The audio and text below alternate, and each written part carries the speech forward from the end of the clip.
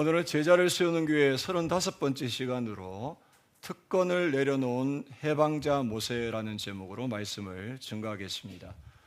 부제는 같은 길을 걸은 윌리엄 윌버포스로 오늘 본문 말씀은 히브리서 11장 24절에서 26절 말씀입니다. 지금 우리 교회는 11학기 집중전도 훈련과 함께 전교인 여름성경학교 성교 캠프로 인도받고 있습니다.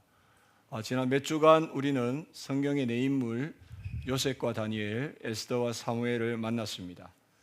그리고 오늘부터 4주간은 새로운 인물들을 만나게 되는데 성경 속 믿음의 사람과 더불어 교회사와 세계사에서 동일한 길을 걸어간 실제 위인들을 함께 살펴보고자 합니다.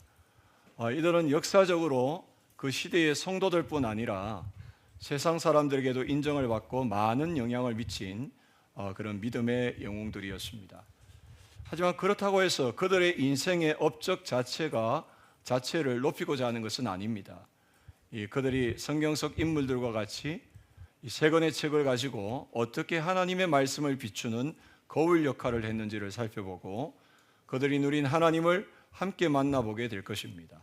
오늘 말씀을 통해서 하나님의 음성을 듣는 큰 은혜의 시간 되시기를 주의 이름으로 축복합니다. 오늘 우리가 함께 만나볼 성경의 인물은 모세입니다. 그리고 그 길을 그대로 걸은 사람, 노예 무역을 폐지하고 노예 해방을 위해서 오랜 시간 기도하며 초석을 놓은 영국의 정치인 윌리엄 윌버포스입니다. 사람들은 보통 육신적으로 많은 것을 소유하고 자신의 목표를 성취하는 것을 성공의 기준으로 생각합니다. 결국 더 많은 것을 가지기 위해서 서로 경쟁하고 싸웁니다. 그러나 하나님의 나라의 일은 정반대입니다. 하나님은 육신적인 소유와 성취보다 영적인 것에 소망을 두고 자기를 내려놓는 사람을 통해서 한 시대를 살리는 일을 하십니다. 그 대표적인 인물이 바로 모세입니다. 이 모세는 히브리인이었지만은 갓난아기 때 애국 공주의 아들로 입양되어서 40년 동안 왕궁에서 생활한 그런 왕자였습니다. 윌버포스도 마찬가지입니다. 요즘 말로 치자면은 이 윌버포스는 금수저를 넘어서 다이아몬드 수저를 물고 태어난 사람이었습니다.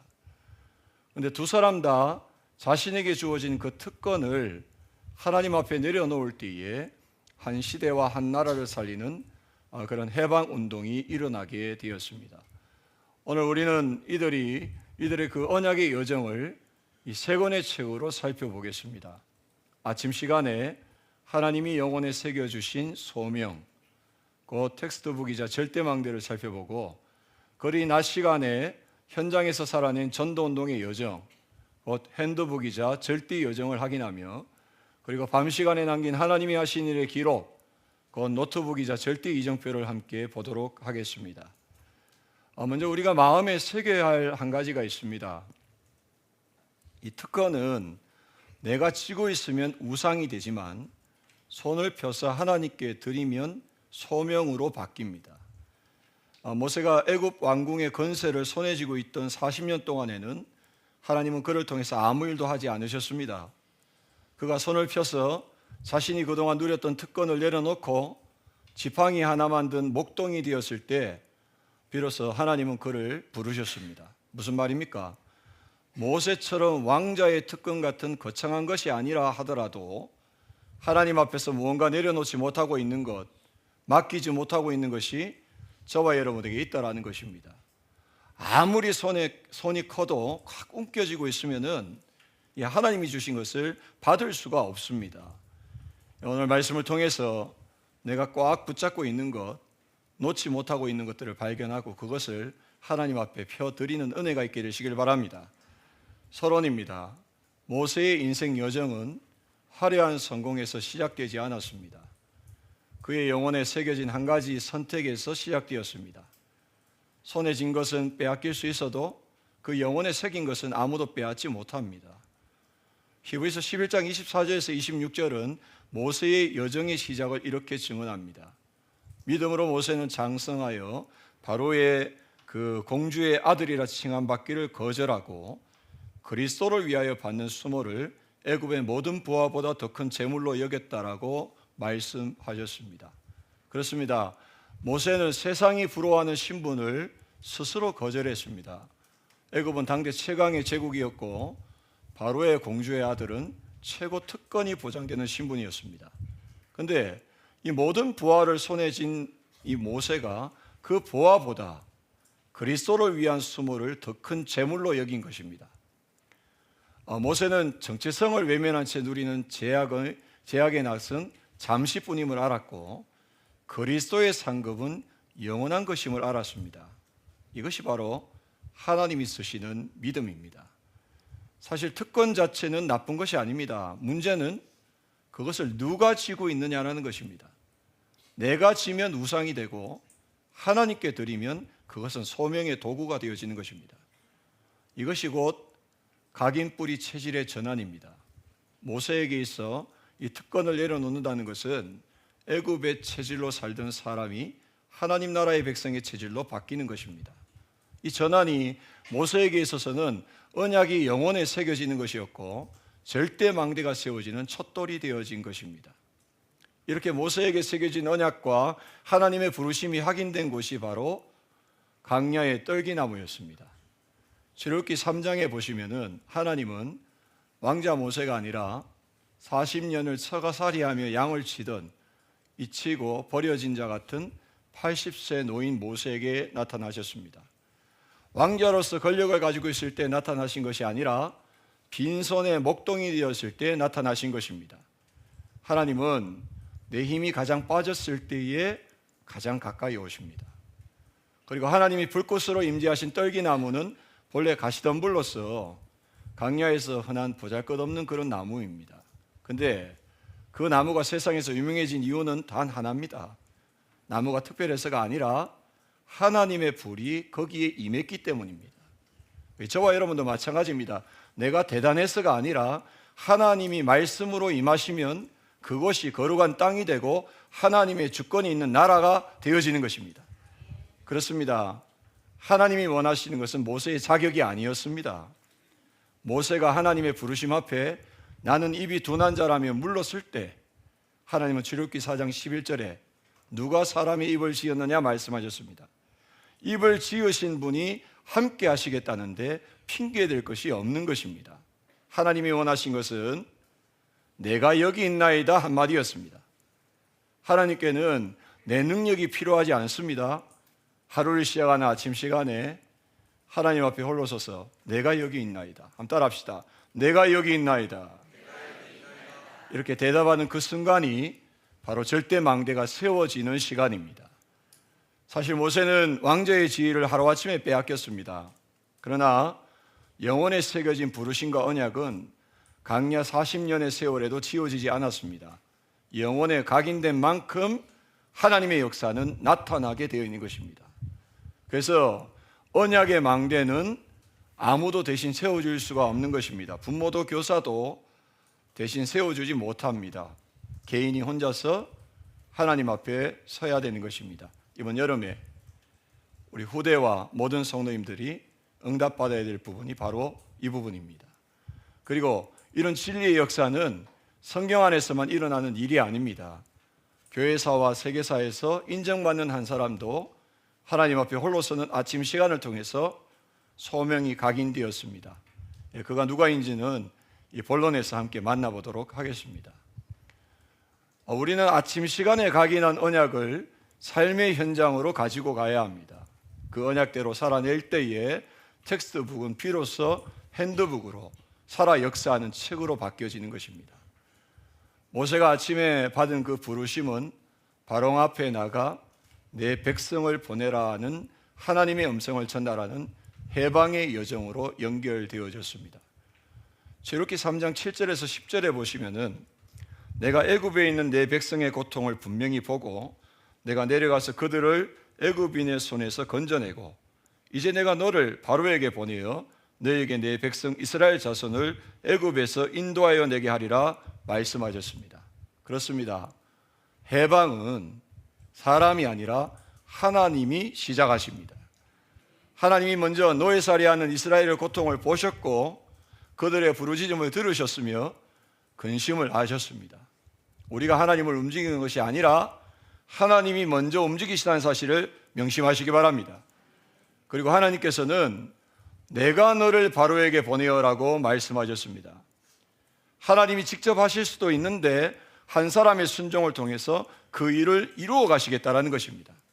그런데 그 사람이 가진 것은 메마른 지팡이 하나뿐이었습니다. 양을 칠 때 사용하는 마른 막대기가 그가 가진 전부였습니다. 그러나 그 지팡이가 하나님의 손에 붙잡히자 200만이 넘는 이스라엘 민족을 애굽에서 이끌어내는 도구가 되어버렸습니다. 중요한 것은 내 손에 무엇이 있느냐가 아니라 그 손이 누구의 손에 붙잡혀 있느냐입니다. 이제 성경의 믿음의 인물이 보여준 그 길을 교회 역사에서 그대로 걸은 한 사람을 살펴보도록 하겠습니다. 윌리엄 윌버퍼스는 1759년 영국의 부유한 상인 가문에 태어났습니다. 할아버지는 무역으로 재벌이 되었고 아버지와 큰아버지의 재산을까지 물려받으면서 그는 그야말로 다이아몬드 수저였습니다. 명문 케임브리지 대학을 졸업한 이후에 21살 때에 국회의원이 되었지만 친구들과 어울려 놀면서 술과 도박과 파티로 세월을 흘려보내었습니다. 그런데 25살 무렵에 그의 인생에 위대한 변화, 곧 회심이 찾아왔습니다. 방탕을 뉘우친 그는 이 목사가 되려 했지만은 멘토였던 존 뉴턴이 당신이 설 곳은 국회다. 하나님이 보내신 곳이니 그것을 선교지로 삼으라고 붙들었습니다. 참된 회심은 자기 위치를 버리고 도망가는 것이 아니라 그 현장을 하나님의 선교지로 바꾸는 것입니다. 회심 후 그는 새벽마다 2시간씩 말씀을 묵상하고 기도를 했습니다. 그리고 1787년 어느 아침 묵상 중에 2가지 평생 사명을 받아 적었습니다. 전능하신 하나님께서 내게 2가지 사명을 주셨다. 하나는 대영 제국의 노예 제도를 폐지하는 것이요, 또 하나는 영국 국민의 삶을 하나님 보시기에 아름답게 개혁하는 것이다. 그런데 그 시대 노예 무역으로 인해 얻는 이익이 영국 전체 수입의 30-40%를 차지하고 있었기 때문에 그것을 포기하자는 윌버퍼스의 주장은 수많은 이해관계를 헤쳐나가야 하는 거의 불가능에 가까운 상황이었습니다. 마치 애굽의 바로왕에게 내 백성을 보내라 하나님의 음성을 외친 모세처럼 윌버퍼스는 대영 제국의 의회 앞에서 하나님의 뜻을 전달하는 선지자로 서게 된 것입니다. 그러나 그는 혼자가 아니었습니다. 하나님은 이미 뜻을 같이 하는 각계 계층의 동료들을 준비해 두셨습니다. 동료 포머스 클락스는 아프리카 항구를 직접 밟으며 노예선의 참상을 조사했고, 윌버퍼스는 노예를 짐짝처럼 실은 노예선의 단면도와 노예들의 발을 묶어놓은 그런 실제 쇠사슬을 의회로 가져와서 노예들의 처참한 삶을 외면하던 의원들의 눈앞에 내려놓았습니다. 또 기업인, 의원, 은행가로 이루어진 클레팜 공동체가 뜻을 같이 했는데 노예무역과 노예제도가 하나님 보시기에 어떠한가를 물으며 노예무역에 대한 의회의 투표 앞에 정치인들이 양심으로 투표하도록 기도했습니다. 말로만이 아니라 어려운 사람들을 위해서 재산을 내어놓는, 몸소 헌신하는 그런 그의 깨끗한 삶의 이 반대 진영조차도 그를 영국의 양심이라고 불렸던 것입니다. 그 싸움은 길었습니다. 법안은 계속 좌절되었고 협박과 모함이 쏟아졌습니다. 그가 지쳐서 주저앉으려고 할 때 영국 복음주의의 대표인 존 웨슬리 목사가 그의 임종을 앞두고 마지막 편지를 보냈습니다. 전능하신 하나님의 역사가 이루어질 때가 가까웠으니 절대 포기하지 마라. 마침내 20년 만인 1807년에 영국에서 노예 무역이 폐지되었고 46년 만인 1833년에 노예제도 자체가 폐지되었습니다. 그는 병상에서 그 소식을 듣고 사흘 뒤에 하나님의 부르심을 받게 되었습니다. 이것은 윌버퍼스가 대단한 인물이어서 이룬 성과가 아닙니다. 하나님은 이미 출애굽기 21장에 종을 7째 해에는 몸값을 묻지 않고 자유인으로 내보내라 하시며 사람이 사람을 영원히 소유할 수 없다는 그런 공의를 말씀으로 새겨두셨습니다. 모세에게 주셨던 그 해방의 언약이 3,000년을 건너 말씀의 언약을 붙든 한 사람의 순종을 통해 교회 역사와 세계 역사에 다시 흐른 것뿐이었습니다. 결국 그 힘은 윌버포스에 있지 않았습니다. 우리가 이 보배를 질그릇에 가졌으니 이는 심히 큰 능력은 하나님께 있고 우리에게 있지 아니함을 알게 하려 함이라. 아멘. 윌버포스는 질그릇이었고 그 안에 담긴 보배는 그리스도셨습니다. 여기서 우리가 한 가지 놓치지 말아야 될 것이 있습니다. 하나님이 모세를 통해 바로에게 하신 말씀은 내 백성을 보내라 해서 끝나지 않았습니다. 출애굽기 5장 1절은 내 백성을 보내라. 그러면 그들이 광야에서 내 앞에 절기를 지킬 것이니라 말씀했습니다. 그렇습니다. 하나님의 최고 목적은 자유 그 자체가 아니라 예배였습니다.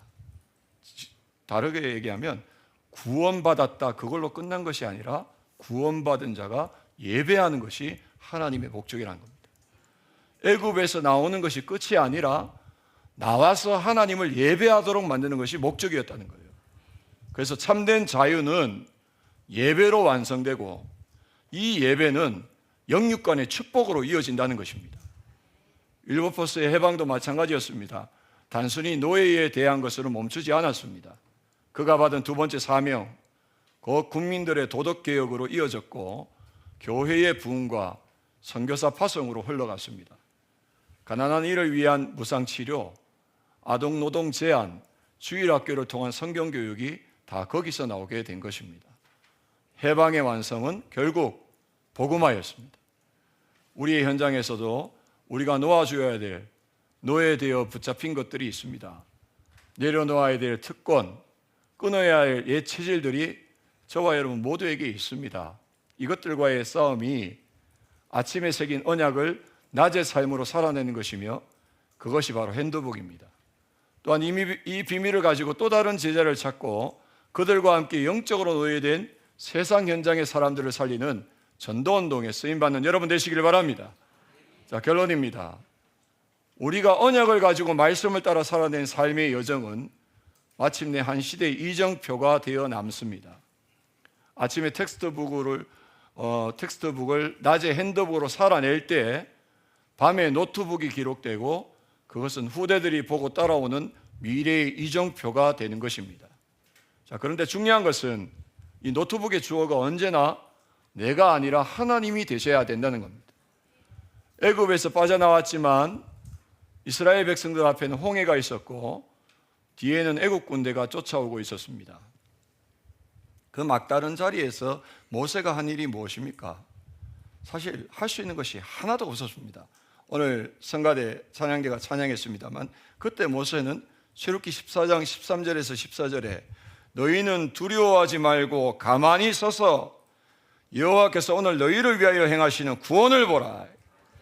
여호와께서 너희를 위하여 싸우시리니 너희는 가만히 있을지니라. 하나님이 출애굽한 백성들을 이끄신 장소는 비하이롯이었습니다. 다른 길이 있었음에도 불구하고 하나님은 굳이 도망갈 길이 없는 이곳으로 백성들을 이끄신 것은 이유가 있었습니다. 비하이롯의 뜻이 여기서부터 자유가 시작된다는 의미입니다. 사람의 눈에는 가장 막다른 길처럼 보이지만 하나님께서는 자유가 시작되는 자리로 인도하셨고 구원의 기적이 시작되는 자리로 인도하신 것입니다. 여러분의 삶도 마찬가지입니다. 뭔가 구속으로 몰리는 것 같은 그 시간이 구원의 시간이고 하나님의 중요한 시작이 되어지는 시간임을 믿으시길 바랍니다. 신앙과 불신앙의 차이는 딱 하나입니다. 하나님이 하셨느냐 사람이 했느냐. 사람이 했다고 믿으면 늘 불안합니다. 언제 사라질지 언제 무너질지 모르기 때문에 그렇습니다. 그러나 하나님이 하셨다면 하나님이 하셨다고 믿으면 하나님이 책임지시게 되어 있는 거예요. 성경은 한 번도 모세의 리더십이 위대했다라고 말하지 않습니다. 끝까지 입이 둔한 자였는데 하나님이 그를 포기하지 않으셨던 겁니다. 그러므로 참된 영적 황제는 모세가 아니라 그 안에서 일하신 하나님이심을 믿으시길 바랍니다. 무슨 말입니까? 세상의 황제가 되라는 것이 아닙니다. 가장 낮은 곳에서 하나님을 드러내어 한 시대를 살리는 사람, 그 안에 계신 그리스도가 참된 영적 관계임을 믿으시길 바랍니다. 출애굽기는 어떻게 끝납니까? 율법으로도 심판으로도 끝나지 않았습니다. 출애굽기 40장 34절에 보시면은 구름이 해막에 덮이고 여호와의 영광이 성막에 충만하매라고 말씀했고, 38절에는 낮에는 여호와의 구름이 성막 위에 있고 밤에는 불이 그 구름 가운데 있음을 이스라엘의 온 족속이 그 모든 행진하는 길에서 그들의 눈으로 보았더라라고 끝을 맺고 있습니다. 이처럼 참된 해방의 결론은 하나님의 임재고 하나님이 우리 가운데 거하시는 것입니다. 애굽에서 건져내신 것도, 광야를 지나가게 하신 것도 결국 그 백성 가운데 거하시기 위함이었습니다. 하나님의 임재, 다른 말로 하면은 임마누엘이 바로 모든 여정의 목적지인 것입니다. 그리고 이 임재는 요한복음 1장 14절에 말씀이 육신이 되어 우리 가운데 거하심에 곧 우리 가운데 친히 장막을 치신 그리스도로 완성되어진 것입니다. 성막의 영광은 성육신하신 그리스도를 가리키는 그림자였습니다. 윌버포스가 남긴 노예 해방의 기념비도 마찬가지입니다. 그 자신이 세운 것이 아니라 그 안에 흐른 이 복음과 말씀 앞에서의 순종이 세워진 것입니다. 강단에 한 번도 선 적이 없는 평신도 렘넌트 한 사람을 통해서 하나님은 한 시대를 살리는 역사를 일으키신 것입니다. 우리의 노트북의 주어는 언제나 하나님입니다. 한번 따라합시다. 하나님이 하셨습니다. 하나님이 하고 계십니다. 하나님이 하실 것입니다. 이 고백을 남기는 것이 노트북이며 이정표입니다. 계속해서 말씀드리는 부분이지만 부모와 교사가 먼저 이 응답을 받으시길 바랍니다. 아침에 망대를 세우고 낮에 여정을 살아낼 때에 후대는 그 뒷모습을 자기 인생의 이정표로 삼습니다. 그래서 여름 성경학교를 정교인이 함께하는 것이 중요합니다. 우리가 이 응답을 함께 받아야 자연스럽게 후대에게 물려줄 수가 있는 것입니다. 이 여름이 우리 렘넌트들과 성도들이 저마다의 현장에서 윌버포스처럼 특권을 내려놓는 지혜의 모세로 일어나 서밋 전도, 서밋 선교에 응답받게 되시길 바랍니다. 말씀 맺겠습니다. 오늘 말씀 속에서 만나본 이 모세와 윌버포스는 자신에게 주어진 세상의 특권을 하나님 앞에 내어드린 사람이었습니다.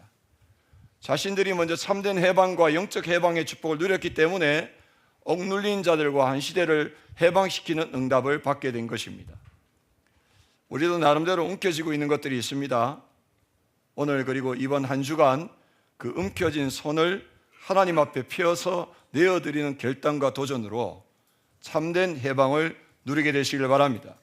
그냥 포기하는 것이 아니라 주인 자리만 바꿔도 됩니다. 내 인생의 주인 되신 하나님께 십자가에서 다 이루신 그리스도께 내려놓고 하나님이 하시는 일을 보게 되시길 바랍니다. 그래서 참된 해방을 누리고 또 억눌려 살아가는 사람들을 해방시키는 전도운동에 응답받는 한 주 되시기를 주의 이름으로 축복합니다. 하나님 감사합니다. 주신 말씀이 그대로 우리의 삶 속에 응답되고 성취되게 하여 주옵소서. 예수님의 이름으로 기도드립니다. 아멘. 우리 주신 말씀 붙잡고 함께 기도하겠습니다. 육신적인 소유와 성취보다 영적인 것에 소망을 두고 한 시대를 살아가게 하시는 하나님께 감사드립니다. 내게 움켜쥐고 있는 것과 내 안에 우상된 것을 주님 손에 맡기며 인생의 주인을 바르게 하게 하옵소서. 내 영혼에 각인된 언약이 절대 망대되어 주님의 부르심 앞에 내가 여기 있나 고백할 수 있는 믿음을 주옵소서. 부르심에 순종함으로 억눌리고 갇힌 자들에게 복음으로 참된 해방을 선포하고 영적으로 노예된 사람들을 살리는 절대 여정을 가게 하옵소서. 내 인생에 하나님이 주신 자유와 구원의 기적이 후대들이 보고 따라오는 절대 이정표가 되게 하옵소서. 예수님의 이름으로 기도합니다. 아멘. 지금 우리 주 예수 그리스도의 은혜와 하나님 아버지의 지극하신 사랑하심과 성령님의 내 주인도 역사교통 충만하신 은혜가 주신 말씀 붙잡고 이번 한 주간에도 구원의 은혜에 감사하며 참 해방자의 축복을 누리며 또한 해방시키는 자의 축복을 누리는 전도자의 삶으로 응답받기를 원하는 모든 성도들 머리 위에, 가정과 산업과 후대 위에, 몸된 교회 위에 지금부터 영원토록 항상 함께 있을지어다. 아멘.